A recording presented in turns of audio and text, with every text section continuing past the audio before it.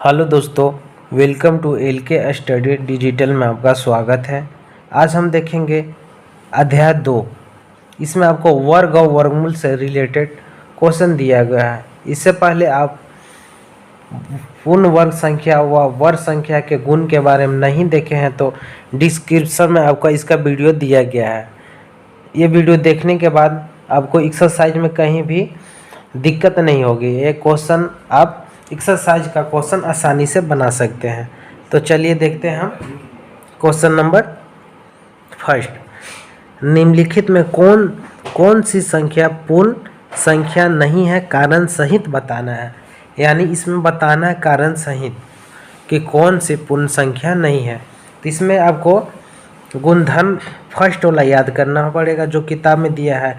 लिखेंगे यानी कितना है 23,467। क्या यह पूर्ण संख्या है? नहीं। तो इसके बारे में लिखना है नहीं, क्योंकि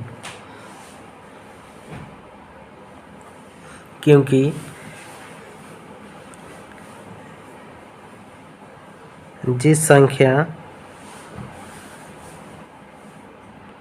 के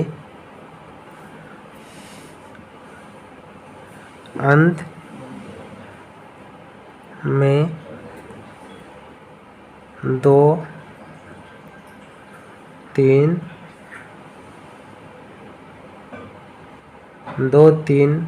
7 या 8 रहता है वह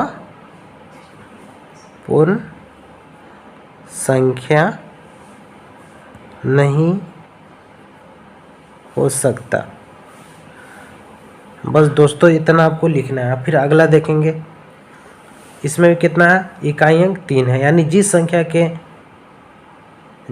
के इकाई में 2, 3, 5, 7 हो वह पूर्ण संख्या नहीं हो सकती। इसमें भी नहीं, और इसको भी आप सेम यहाँ पे लिख सकते हैं। चलिए अब क्वेश्चन नंबर सी देखेंगे। सी में क्या बोल रहा है कि मतलब कितना है? 2 0 है और 4 है। तो इसमें भी गुणधर्म है कि अगर 0 अगर सम संख्या हो और अंक पूर्ण वर्ग हो तो यह क्या होगा? आपका पूर्ण वर्ग होगा। लिख में हाँ, इसमें लिख देना है आपको, क्योंकि शून्यों की संख्या सम है और शून्यों को छोड़कर शेष संख्या भी क्या है? पूर्ण वर्ग है। इसलिए क्या हो जाएगा? पूर्ण संख्या। अब यहाँ पे देखिए आप कितना है? 2 0 यानी सम संख्या है, लेकिन जो संख्या है 0 को छोड़कर जो संख्या है पूर्ण वर्ग नहीं है, इसलिए क्या हो सकता? पूर्ण वर्ग नहीं हो सकता। अब चलिए आगे देखते हैं क्वेश्चन नंबर ई। इसमें देखिए यहाँ संख्या 0 की संख्या है, विषम है, तो ये पूर्ण वर्ग संख्या नहीं हो सकता। अब यहाँ पे देखेंगे 2 शून्य है यानी सम है, और जो अंक है वो क्या चीज़ है? पूर्ण वर्ग संख्या, इसलिए क्या हो सकता है? हाँ, यह पूर्ण वर्ग संख्या हो सकता है। चलिए अब क्वेश्चन नंबर चलते हैं जी की ओर। और कितना है? 7928 यानी लास्ट में 8 है। आपको पता है कि जिस संख्यांक में 2, 3, 7 या 8 रहता है वो पूर्ण संख्या नहीं हो सकता। यहाँ लिख दिए नहीं, क्योंकि इकाई अंक 8 है। चलिए अब क्वेश्चन नंबर एच की ओर चलते हैं।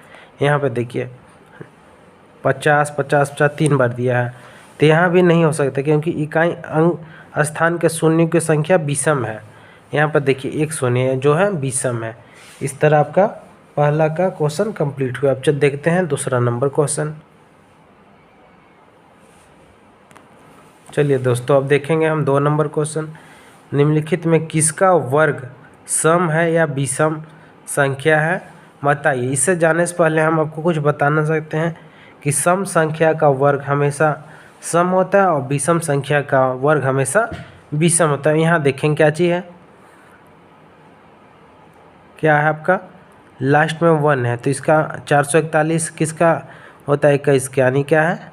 विषम। अब इस पर इसको देख के लिख सकते हैं क्या चीज़ है? 2704 क्या है? सम। तो आप डायरेक्ट सम लिख सकते हैं, सम संख्या। 900 लास्ट में कौन सा? विषम, तो विषम। मतलब आपको याद रखना है कि सम संख्या का वर्ग सम होता है और विषम संख्या का वर्ग विषम होता है हमेशा। इसका क्या हो जाएगा? विषम,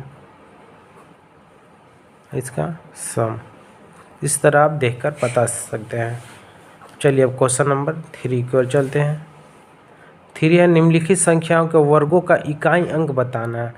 तो दोस्तों इसमें इकाई अंक बताना है हमको। क्या बताना है?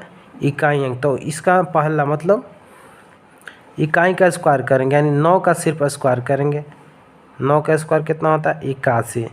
तो इस सब का इकाई अंक कितना है? 1। तो यही 1 आपको लिखना है इकाई अंक। चलिए अब इसमें देखेंगे 1 का स्क्वायर करेंगे, सिर्फ आपको इकाई अंक का स्क्वायर करेंगे, उससे आपको इकाई अंक का पता चल जाएगा। इसमें कितना होगा? 1। इसमें इकाई अंक का सिर्फ स्क्वायर कीजिए। 8 का स्क्वायर कितना होता है? 64, यानी 64 का 4 इकाई अंक आंसर आपको। इसको आप डायरेक्ट बना सकते हैं। चलिए अब क्वेश्चन नंबर 4 की ओर चलते हैं। 6 का स्क्वायर 36, यानी 36 का इकाई अंक 6। यहाँ 2 है, 2 का इकाई अंक 4, 2 का स्क्वायर 4, 3 का इकाई अंक 9। यहाँ भी देख लेंगे 4 का इकाई अंक 16, यानी 16 का 6 इकाई अंक, 5 का 25 का 5, 7 का 49 यानी 9, और 0 का इकाई अंक तो हमेशा 0 होता है। चलिए अब क्वेश्चन नंबर लास्ट देखेंगे। 2.1 का एक्सरसाइज का लास्ट क्वेश्चन है आपका 4 नंबर। निम्नलिखित संख्याओं के वर्गों में शून्य की संख्या बताना है। वर्गों में जस्ट शून्य डबल हो जाता है। इसमें कितना है? 1 है, तो शून्य की संख्या कितना हो जाएगा? 2।